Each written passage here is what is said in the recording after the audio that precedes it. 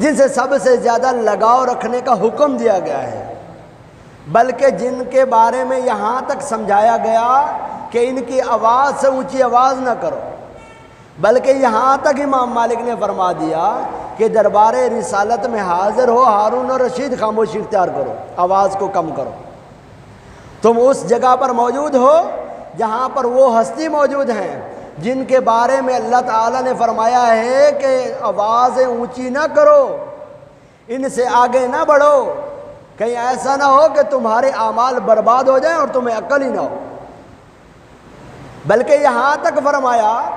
قرآن کی آیت مبارکہ میں بیان کر رہا ہوں، یہاں تک فرما دیا کہ جو لوگ محبوب تمہیں گھر کے پیچھے سے پکارتے ہیں یہ اکثر بے عقل ہیں۔ والذین ینادونک من وراء الحجرات اکثرهم